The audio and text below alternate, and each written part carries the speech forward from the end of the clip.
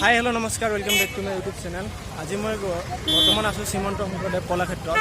চ' এটা বিশেষ কাৰণটো হ'ল আমাৰ আজি এখন মিটআপ আছিলে। ত' মিটআপখনত কিবা বানপানীৰ সাহাৰ্য মানে তোলা হ'ব আৰু অলপ বানপানীত ক্ষতিগ্ৰস্ত হোৱা মানুহবিলাকক সহায় কৰাৰ উদ্দেশ্যে আমাৰ মিটআপখন পতা হৈছিলে। কিন্তু এটা বৰ দুখ লগা কথা যে মিটআপখন আছিলে 10টা বজাত, 10টাৰ পৰা এতিয়া 1টা বজালৈকে ৰখিলোঁ।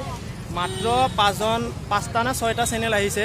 বিশেষ একো নকওঁ, এইখিনিতে এটা কথাই কওঁ, মিটআপ পাতিলে পূৰা একদম ভালকৈ পাতিব লাগে আৰু সকলোৱে আহিব লাগে। চ' এইখিনিয়ে ক'লোঁ।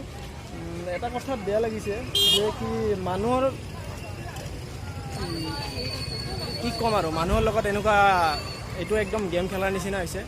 চ' বিশেষ একো নকওঁ আৰু। চ' বেয়া লাগিছে, যাতে নেক্সট টাইম আকৌ এনেকুৱা নহয়।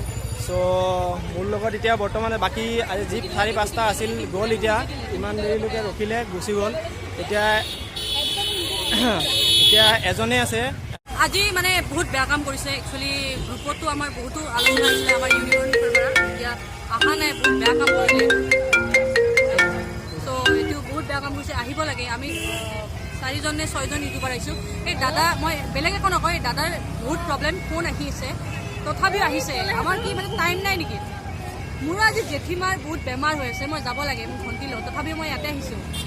ঘৰত মই কাজিয়া লাগি কিনে আহিছোঁ, কিন্তু এইটো বহুত বেয়া কাম কৰিছে দেই, বহুত বেয়া কৰিছে। নেক্সট টাইম এনেকুৱা হ'লে আৰু চ' নেক্সট টাইম এনেকুৱা হ'লে নাহোঁ। মানে কি নেক্সট টাইম মিটআপ পাতিলে বহুত চিন্তা কৰিব লাগিব, মানে কি ক'ম আৰু। চ' বেয়া লাগিছে।